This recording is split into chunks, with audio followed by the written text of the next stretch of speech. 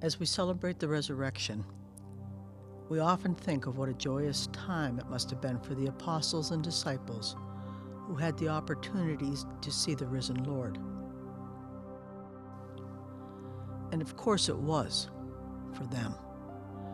For others, there had to have been doubt and confusion as to why he chose to reveal himself to some, but not all. Why not me, they had to ask themselves. But what if? What if he had revealed himself and it was missed? During times of stress and worry, we often ask, where is God in all of this? What if the answer is right here, in the midst of the chaos? Maybe we're not looking in the right places. Maybe he stands beside us in disguise as a healthcare professional, caretaker, family member, or neighbor. God often comes that way, and we don't see him for who he is. We must wonder, how many miss seeing the ascension because they failed to look up? Here they are, back in Galilee, having lost everything, climbing a mountain at Jesus' request, not sure what the Master had planned. Mountaintop moments. Jesus often went to the mountains to pray. It was in Galilee that Jesus taught his first sermon, challenged them to a new perspective of God, and what we know now as the Beatitudes and the Lord's Prayer. Following his orders and in his presence, it was like old times. The worship was wonderful. And then Christ, in his last encounter and final words, lays it on them. The Great Commission, mission impossible. Go make disciples of all nations and teach my message. Now we've seen through the gospel writing that this crew wasn't the brightest and the best, but they were his chosen. And Christ called them to use the gifts of who they were to teach his message. And by the grace of God and the power of the Spirit, it happened. Lofty thoughts, you say, but imagine today a talented young musician who seeks out the master teacher, dedicated to learning what the teacher has to offer, obeying his commands, diligently practicing, and becoming skilled in the art, eventually developing a style of her own that flows from her heart.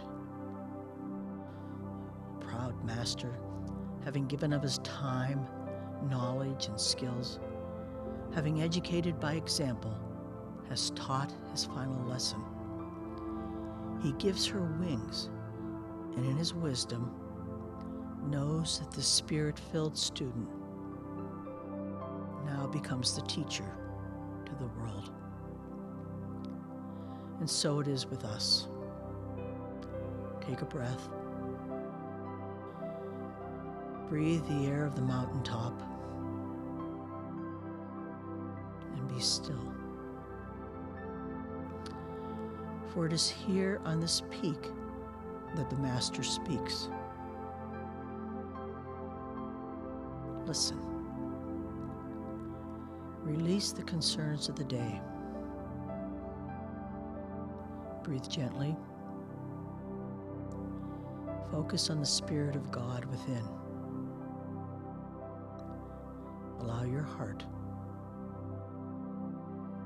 to hear God's calling.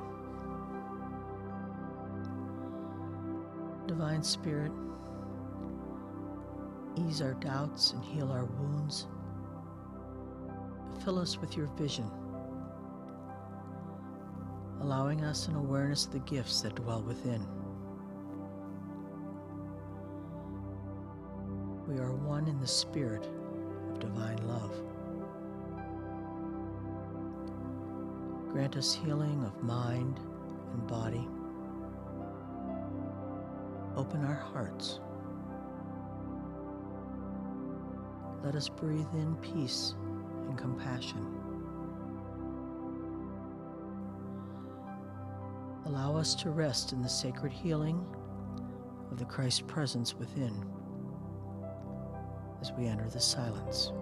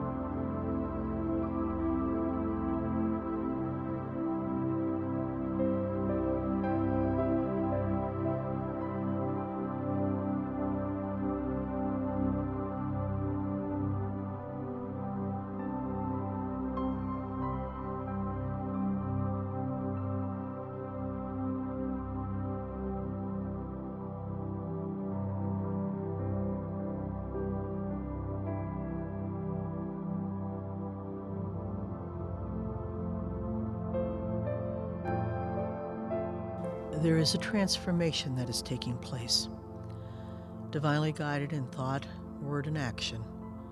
Spirit calls us to heal and to be of service to one another, to grace one another's lives with offerings of our gifts, skills, talents, time, and resources.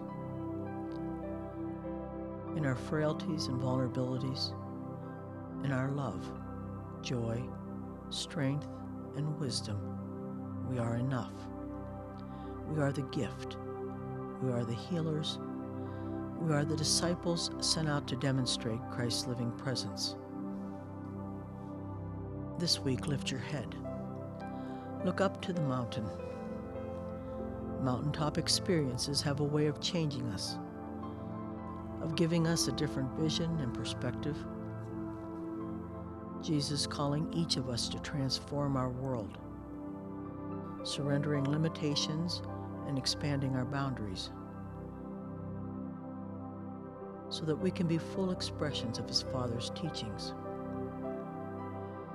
This week, as we stay close to home, know that making disciples of all nations is at the end of your arm. Perhaps your nation is the co-worker down the hall, a neighbor across the street, or a voice on the other end of the phone. Ordinary people, expressing the Christ presence in their lives in loving and generous ways. Perhaps this week, that is the Spirit's call to you. Be peaceful, returning to this place and space, refreshed and renewed. As we go about our week in harmony with ourselves and others, we are mindful of our noble heroes in the armed forces. Those men and women who have given of their lives, who so bravely served and sacrificed for our country. In their honor, we say thank you and God bless.